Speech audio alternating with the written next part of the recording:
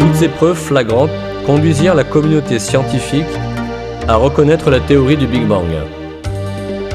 Le modèle du Big Bang était le dernier mot atteint par la science à propos de l'origine de l'univers. Après avoir défendu pendant des années la théorie de l'état stationnaire aux côtés de Fred Hoyle, Denis Sciama a décrit la position finale à laquelle ils étaient arrivés après la révélation de toutes les preuves en faveur de la théorie du Big Bang. Sciama déclara qu'il avait défendu la théorie de l'état stationnaire, non pas parce qu'il était convaincu qu'elle était vraie, mais parce qu'il aurait voulu qu'elle le soit. Sciama ajouta que lorsque les preuves s'accumulèrent, il fut obligé d'admettre que la partie était terminée et qu'il fallait renoncer à la théorie de l'état stationnaire.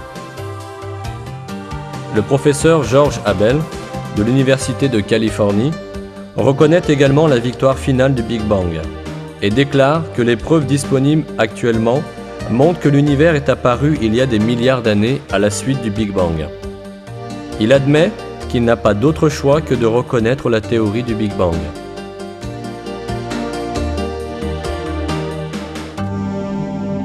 Avec la théorie du Big Bang, le mythe de la matière éternelle, qui constituait la base de la philosophie matérialiste, est jeté dans les poubelles de l'histoire.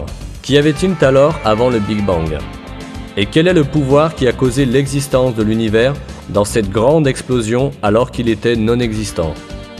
Cette question implique certainement, selon les termes d'Arthur Eddington, le fait philosophiquement répugnant pour les matérialistes de l'existence d'un créateur. Le célèbre philosophe athée Anthony Flew commente ainsi cette question. Il est bien connu que la confession est bonne pour l'âme.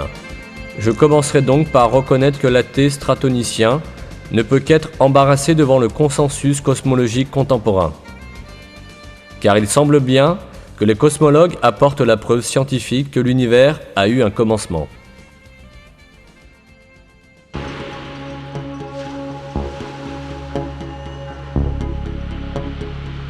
De nombreux scientifiques, qui ne se conditionnent pas aveuglément à être athées, ont reconnu le rôle d'un créateur tout-puissant dans la création de l'univers.